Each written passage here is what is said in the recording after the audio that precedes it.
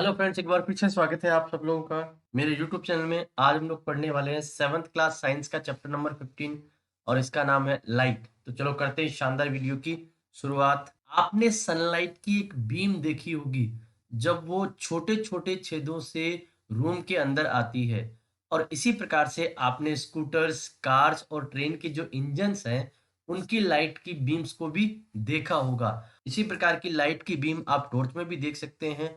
और आप में से कुछ लोगों ने लाइट हाउसेज जो कि एयरपोर्ट टावर या समुद्र के पास में बने हुए रहते हैं, उनमें भी इस प्रकार की बीम देखी होगी।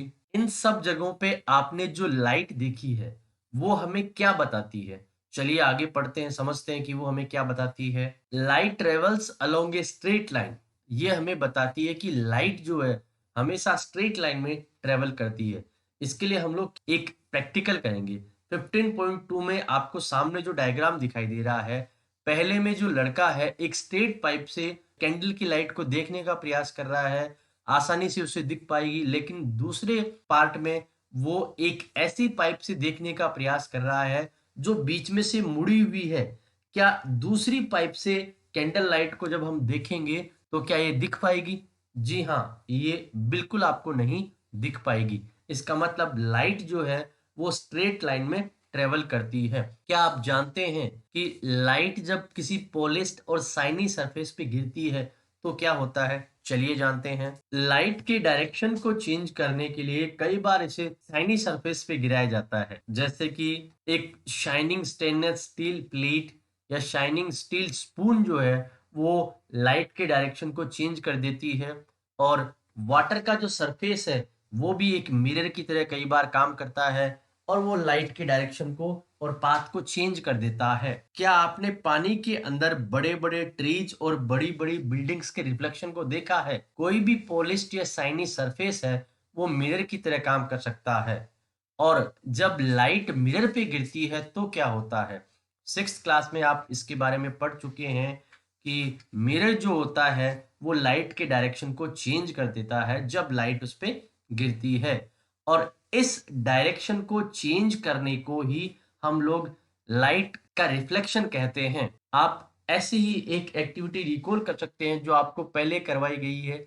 चलिए इसी प्रकार की एक एक्टिविटी और करते हैं। आपको एक टॉर्च लेनी है और इसे ग्लास से और चार्ट पेपर से कवर करना है, और उसके बाद में इसके सामने 3 छोटे-छोटे स्लिट्स या छेद आपको करना है। उसके बाद में सामने क्या करेंगे, हम एक वुडन बोर्ड ले लेंगे, उसमें चार्ट पेपर की एक शीट ले लेंगे और उस पे इसे फिक्स कर देंगे। अब टॉर्च की जो लाइट है, उससे जो बीम निकल रही है, उसको इस वुडन बोर्ड पे जो शीट लगी हुई है, उस पे हम लोग डालेंगे। जैसे ही आप इस पे डालेंगे तो आप ये नोटिस कर पाएँगे कि वहाँ पे लाइट गिरने के बाद में रिफ्लेक्ट हो रही है। आप टॉर्च को आगे-पीछे करेंगे तो आप देखेंगे कि इसका डायरेक्शन जो है वो भी चेंज होता रहता है। और इसी रिफ्लेक्टेड लाइट में अलग-अलग ये जो आपको छेद हैं वो भी दिखाई देते हैं, और ये जो स्लिट्स हैं उनकी इमेज आपको दिखाई दे रही है। एक और एक्टिविटी हम लोग करते हैं।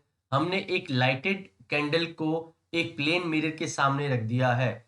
जब हम मिरर के सामने इस कैंडल को रख के उसकी तरफ देखते हैं तो हमें ऐसा लगता है कि कैंडल जो है वो उस मिरर के पीछे रखी हुई है, और कैंडल जो है वो एक ऑब्जेक्ट है जो कि उसके पीछे की तरफ भी दिखाई हमें देता है। वास्तव में पीछे की तरफ जो कैंडल हमें दिखाई दे रही है वो इसकी एक इमेज है। अब इस कैंडल को अलग-अलग पोजीशंस पे रखते हैं। क्या ये इमेज सीधी रहती है या बदल जाती है? आपने देखा कि ये इमेज जो है वो बिल्कुल सीधी रहती है। अब इस मिरर के आगे या पीछे हम लोग एक स्क्रीन लगा देंगे। फिर हम लोग देखते हैं क्या हमें कैंडल की इमेज दिखाई देती है। तो हम लोग ये देख पाएंगे कि इसके आगे या पीछे जब हम लोग किसी स्क्रीन को लगा देते हैं तो इसकी इमेज जो है वो हमें दिखाई नहीं देगी। अब चलिए मिरर की जो इमेज का डिस्टेंस है उससे क्या फर्क पड़ता है देखते हैं। एक एक्टिविटी हम लोग करते हैं। हम लोगों ने एक चेस बोर्ड लिया है। अगर आपके पास चेस बोर्ड नहीं है तो आप इसको चार्ट पेपर पे बना सकते हैं, जिसमें 64 इक्वल साइज के स्क्वायर्स आप लोग बना के इसे बना सकते हैं। पेपर के मिडिल में एक थिक लाइन कर लेंगे, वहां पे प्लेन मिरर जो है उसको वर्टिकली खड़ा कर देंगे और उसके सामने किसी ऑब्जेक्ट को रख लेंगे, जैसे कोई पेंसिल शार्पनर या कोई भी और। अब इस इमेज की पोजीशन को हम लोग देखेंगे और उसके बाद में हम लोग क्या करेंगे, इस शार्पनर को अगले बॉक्स में रख देते हैं और उसके बाद में फिर से हम लोग मिरर के अंदर इसकी इमेज को देखेंगे। क्या आपको कोई डिफरेंस लगता है? इसकी जो डिस्टेंस है, इसकी जो दूरी है, उसमें किसी प्रकार का डिफरेंस हमें दिखाई नहीं देता है। इसका मतलब बराबर में अगर किसी चीज को हम लोग आगे पीछे करते हैं तो इसकी इमेज में किसी प्रकार का कोई डिफरेंस हमें दिखाई नहीं देगा। इसी शार्पनर को अगर आप आगे या पीछे रखते हैं तो आपको इमेज में जरूर डिफरेंस दिखाई देगा। जब आप प्लेन मिरर में अपनी इमेज देखते हैं तो क्या बिल्कुल एक जैसी दिखाई देती है? क्या ये बिल्कुल आपके जैसी दिखाई देती है? क्या आपने मिरर में अपनी इमेज को देखते हुए एक इंटरेस्टिंग चीज को नोट किया है? चलिए अब करते हैं। आप मिरर के सामने खड़े हो गए और आपने अपना लेफ्ट हैंड उठाया है और अब जब आप मिरर में देख रहे हैं तो आपको ये जानकर बड़ा ही आश्चर्य होगा कि आपकी इमेज जो है उसके अंदर आपका लेफ्ट हैंड ऊपर नहीं है, आपका राइट हैंड ऊपर है। इसका मतलब ये है कि मिरर में जब हम लोग देखते हैं तो हमारा लेफ्ट राइट हो जाता है और हमारा जो राइट है वो लेफ्ट हो जाता है। इसी प्रकार से किसी पेपर पे कोई भी नाम लिख के भी आप देख सकते हैं और जब आप उसको देखेंगे तो आपको बहुत ही आश्चर्यजनक चीज देखने को मिलेगी। अब आप उस बात को समझ गए होंगे कि एम्बुलेंस का जो नाम लिखा हुआ होता है, किसी भी एम्बुलेंस के ऊपर उसको उल्टा क्यों लिखा हुआ होता है, ताकि जब भी कोई दूसरी गाड़ी वाला उसे देखे तो वो नाम उसको सीधा पढ़ने में दिखाई दे और बिना किसी रुकावट के वो व्यक्ति एम्बुलेंस को रास्ता दे। क्योंकि हम सब लोगों की ये जिम्मेदारी है कि एम्बुलेंस को हम लोग पहले रास्ता दे। इसी प्रकार से स्कूटर, कार आदि के मिरर्स को क्या आपने ढंग से नोटिस किया है? उनमें भी एक बहुत ही विशेष बात होती है। अब स्पेरिकल मिरर्स के बारे में बात करते हैं। आपने स्टेनलेस स्टील प्लेट में अपनी इमेज को जरूर देखा होगा। ये भी एक प्लेन मिरर की तरह काम करती है। इसके अंदर इमेज इरेक्ट होती है और लगभग उसी साइज की दिखाई देती है। पहली अपनी इमेज को स्टील की स्पून में देख रही है और उसे इमेज बिल्कुल इरेक्ट यानी सीधी दिखाई दे रही है, हालांकि उसी साइज की उसे दिखाई नहीं दे रही है। ऐसा क्यों होता है? इसके लिए एक एक्टिविटी करते हैं। हमने एक स्टेनलेस स्टील स्पून ले लिया है और एक बार उसके अंदर वाले हिस्से से हम अपनी फोटो को देखते हैं, दूसरी बार हम लोग उसके बाहर वाले हिस्से से अपनी इमेज को देखते हैं। एक बार आपको अपनी इमेज सीधी दिखाई देगी और दूसरी बार आपको अपनी इमेज उल्टी दिखाई देगी। ऐसा क्यों होता है, क्या आप लोग जानते हैं? उनका जो कर्व्ड शाइनिंग सरफेस है वो एक मिरर की तरह काम करता है। कर्व्ड मिरर का सबसे कॉमन जो एग्जांपल है वो एक है स्पेरिकल मिरर। अगर स्पेरिकल मिरर कॉनकेव है तो उसे कॉनकेव मिरर कहा जाता है और अगर ये कॉन्वेक्स है तो उसे कॉन्वेक्स मिरर कहा जाता है। कॉनकेव कॉन्वेक्स को आप आसानी से पहचान सकते हैं। केव का मतलब होता है गुफा, जिसमें गुफा जैसा आकार हो, ढलान वाला आकार हो, वो कॉनकेव होगा और इसका अपोजिट जो होगा वो कॉन्वेक्स होगा। स्पून जो होती है उसका जो इनर एरिया होता है वो कॉनकेव मिरर की तरह काम करता है, जबकि इसका आउटर एरिया है वो कॉन्वेक्स मिरर की तरह काम करता है। जब हम स्पून के अंदरी और बाहरी हिस्से से अपनी इमेज को देखते हैं तो वो क्यों अलग अलग प्रकार से हमें दिखाई देती है। कॉनकेव और कॉन्वेक्स मिरर्स जो है वो स्पेरिकल मिरर्स होते हैं और उन्हें ऐसा इसलिए कहा जाता है क्योंकि वो किसी बॉल के दो हिस्से हैं, एक अंदर का हिस्सा होता है और दूसरा बाहर का हिस्सा होता है। और किसी भी बॉल को जो कि गोल होती है हम लोग स्पेयर की तरह कंपेयर करते हैं, तो वो एक स्पेयर के दो हिस्से हैं, इसलिए उसे स्पेरिकल मिरर भी कहा जाता है। चलिए एक एक्टिविटी करते हैं। आपने एक कॉनकेव मिरर लिया और इसको सन की तरफ फेस करते हुए खड़े हो गए और उसकी जो रिफ्लेक्शन बन रहा है उसको किसी पेपर शीट पे हम लोग गिराने का प्रयास करेंगे और वहां पे एक छोटा सा शार्प जो पॉइंट है वो हम बना देंगे। काफी देर तक हम ऐसा करके खड़े रहेंगे और कुछ समय बाद में आप देखेंगे कि आपने जो पेपर की शीट ली है वो धीरे धीरे जलनी शुरू हो जाएगी। ऐसा क्यों होता है? ऐसा इसलिए होता है कि हमारे मिरर के अंदर जो सन आ रहा है उसका ये रिफ्लेक्शन उस पेपर पे गिर रहा है और उसकी एक्सेस हीट के कारण वो जो रिफ्लेक्शन बन रहा है वो उस पेपर को धीरे धीरे जलाने लगता है। स्क्रीन पे जो इमेज बनती है उसे रियल इमेज कहा जाता है। प्लेन मिरर पे जो इमेज बनती है उसे हम लोग स्क्रीन पे लेके नहीं आ सकते हैं और इसीलिए इसको वर्चुअल इमेज कहा जाता है। इसलिए आप यहाँ पे रियल इमेज और वर्चुअल इमेज के बीच में अंतर को समझ गए होंगे। स्क्रीन पे बनने वाली इमेज रियल इमेज होती है और जो इमेज स्क्रीन पे नहीं बनती है उसे हम लोग वर्चुअल इमेज कहते हैं। एक और एक्टिविटी करते हैं, हम लोग एक कॉनकेव मिरर लेंगे, उसको स्टैंड पे इस तरह से अरेंज कर देंगे कि वो गिरे नहीं और सामने की तरफ हम लोग क्या करेंगे, एक वाइट पेपर की कार्डबोर्ड शीट ले लेंगे जो लगभग 15x10 सेंटीमीटर हो। ये एक स्क्रीन की तरह काम करेगी और इस मिरर और उस शीट के बीच में हम लोग एक कैंडल रख देंगे और उसके बाद में हम लोग नोट करेंगे कि कैंडल की जो रिफ्लेक्शन है वो उस शीट पे आती है। क्या ये इमेज रियल है या वर्चुअल है? आप आसानी से पहचान पाएंगे कि ये जो इमेज है ये है वर्चुअल, क्योंकि रियल जो इमेज है वो तो मिरर के अंदर आती है और वर्चुअल इमेज दूसरी तरफ आपको बनती हुई दिखाई दे रही है।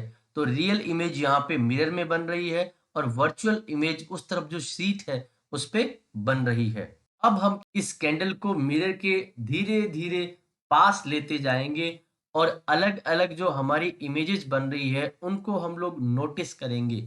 आप लोग देख पाएंगे कि इसकी जो इमेज स्क्रीन पे बन रही है वो धीरे धीरे अपनी साइज को बदलती जा रही है। हम लोग ये देख पाते हैं कि कॉनकेव मिरर के द्वारा जो इमेज बनती है वो वास्तव में ऑब्जेक्ट से छोटी या बड़ी हो सकती है और ये इमेज जो है वो रियल और वर्चुअल दोनों हो सकती है।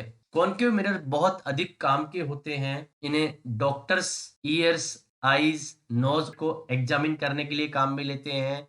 ये डेंटिस्ट भी इन्हें काम में लेते हैं और टॉर्चेस, कार और स्कूटर्स के हेडलाइट्स जो होती है उनमें भी कॉनकेव मिरर का प्रयोग किया जाता है। एक और एक्टिविटी हम लोग करते हैं कॉन्वेक्स मिरर के साथ में। अब हम कॉनकेव मिरर की जगह एक कॉन्वेक्स मिरर को कैंडल के सामने रखने वाले हैं। इसकी इमेजेस को हम लोग ऑब्जर्व करने वाले हैं। क्या आपको कुछ रियल इमेजेस दिखाई दे रही है या आपको एक बड़ी इमेज वास्तव में इस ऑब्जेक्ट से ज्यादा दिखाई दे रही है? इससे क्या आप गाड़ियों में जो साइड मिरर काम में लिए जाते हैं उससे जोड़ सकते हैं। ये सारे कॉन्वेक्स मिरर्स होते हैं। कॉन्वेक्स मिरर्स क्या करते हैं, दूर जो चीजें होती है उनकी भी छोटी छोटी इमेजेस जो है वो अपने अंदर बना लेते हैं।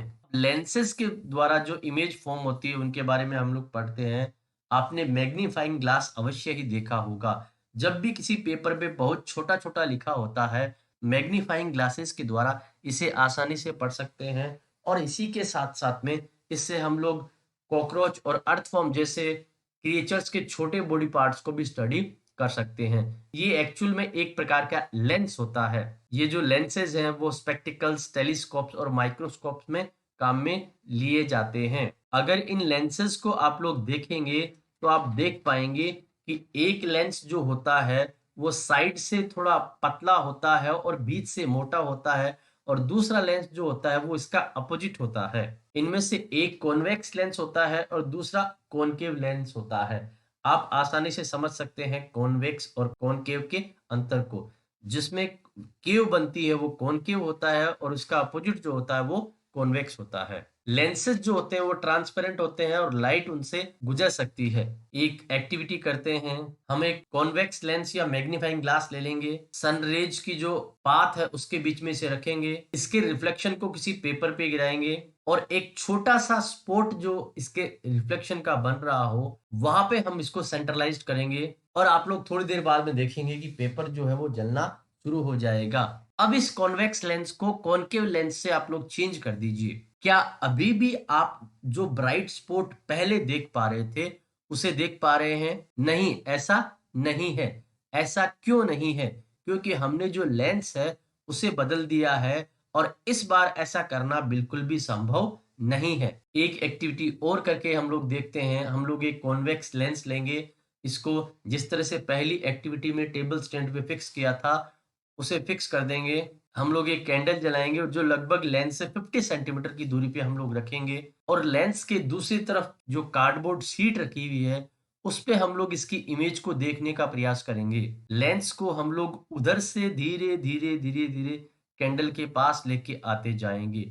जैसे जैसे हम लोग इसके पास में आएंगे वैसे वैसे जो हमारी वर्चुअल इमेज है वो धीरे धीरे धीरे धीरे और बड़ी होती जाएगी। तो यहाँ आप लोग समझ चुके हैं कि कॉन्वेक्स लेंस जो है वो लाइट को अंदर की तरफ बेंड करता है जो कि इस पे गिरती है, इसीलिए इसे कन्वर्जिंग लेंस भी कहा जाता है। जबकि कॉनकेव लेंस जो है वो डाइवर्ज करता है, इसका मतलब आउटसाइड की तरफ लाइट को डालता है, इसीलिए इसे डाइवर्जिंग लेंस कहा जाता है। क्या आपको इस एक्सपेरिमेंट को करते हुए किसी इमेज को देखने को मिला जो बिल्कुल इरेक्ट और मैग्नीफाइड थी? क्या ऐसी इमेज हम लोग स्क्रीन से प्राप्त कर सकते हैं? क्या ये इमेज रियल है या वर्चुअल है?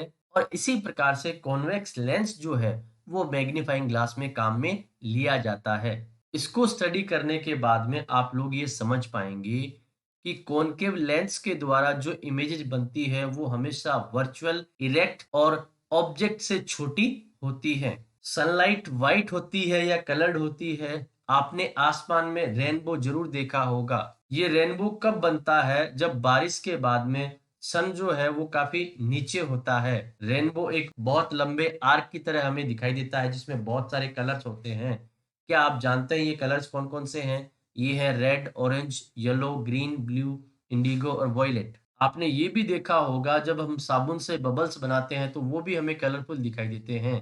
इसी प्रकार जब आप किसी सीडी को होल्ड करते हैं, थोड़ा बहुत घुमाते हैं, तो उसमें भी इसी तरह के कलर्स हमें दिखाई देते हैं और ये सारे वही कलर्स हैं जो हमने अभी रेनबो में देखे हैं। इसके लिए एक एक्टिविटी करते हैं, हम लोग एक ग्लास प्रिज्म लेंगे और फिर इसके अंदर से एक छोटी सी किरण जो है सनलाइट की वो पास करेंगे और दूसरी साइड से हम लोग क्या देखेंगे कि कलरफुल रेनबो जो है वो हमें दिखाई दे रहा है और इसके अंदर जितने भी सारे कलर्स हैं वो सारे 7 कलर्स हमें देखने को मिल रहे हैं। वास्तव में सनलाइट जो कि व्हाइट है वो प्रिज्म से पास होके कलरफुल लाइट्स में कन्वर्ट हो रही है।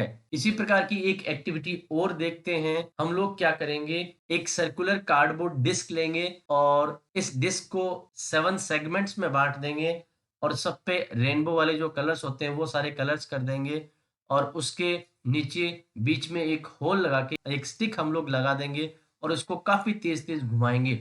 जब इसे आप काफी तेज घुमाएंगे तो आपको ये जानकर बड़ा ही आश्चर्य होगा कि इसके जो कलर्स हैं वो सारे डिसअपियर हो चुके हैं और ये केवल व्हाइट हमें दिखाई देती है। इसी तरह की डिस्क को न्यूटन्स डिस्क कहा जाता है। इसका मतलब ये सारे कलर्स जो है वो मिलके व्हाइट कलर में ट्रांसफॉर्म हो जाते हैं जो कि सनलाइट का भी कलर होता है। अब हम लोग पढ़ेंगे कि इस चैप्टर में हम लोग ने कौन कौन से इंपॉर्टेंट पॉइंट्स पढ़े हैं। पहला पॉइंट हमने ये पढ़ा है कि लाइट जो है हमेशा स्ट्रेट लाइन में ट्रेवल करती है।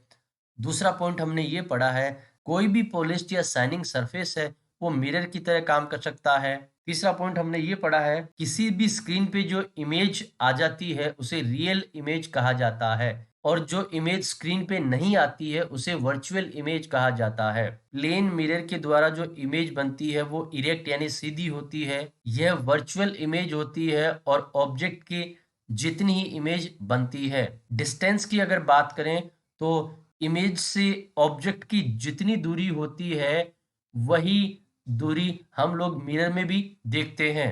मिरर के द्वारा जो इमेज बनती है वो अगर लेफ्ट साइड में है तो वास्तव में ऑब्जेक्ट जो है वो राइट साइड में है, जैसा कि हम लोग मिरर में देख के करते हैं। कॉनकेव मिरर में रियल और इन्वर्टेड इमेज बनती है और जब किसी ऑब्जेक्ट को मिरर के बहुत क्लोज रखा जाता है तो इमेज जो है वो वर्चुअल, इरेक्ट और मैग्नीफाइड होगी। कॉन्वेक्स मिरर के द्वारा इमेज जो बनती है वो इरेक्ट, वर्चुअल और साइज में स्मॉलर होगी। कॉन्वेक्स लेंस से हम लोग रियल और इन्वर्टेड इमेज दोनों बना सकते हैं। जब किसी ऑब्जेक्ट को लेंस के बहुत क्लोज रखेंगे तो इमेज जो होगी वो वर्चुअल, इरेक्ट और मैग्नीफाइड होगी। किसी भी इमेज को मैग्नीफाई करने के लिए हम लोग कॉन्वेक्स लेंस का प्रयोग करते हैं। कॉनकेव लेंस हमेशा इरेक्ट, वर्चुअल और स्मॉलर इमेज का निर्माण करते हैं। व्हाइट लाइट जो होती है उसमें 7 कलर्स होते हैं। दोस्तों मैं उम्मीद करता हूँ ये वीडियो आपको पसंद आया होगा। इस सब्जेक्ट के अन्य वीडियोस देखने के लिए, साथ ही साथ में इस क्लास के अन्य सब्जेक्ट को देखने के लिए प्लीज़ हमारे चैनल को सब्सक्राइब करें। Thank you so much.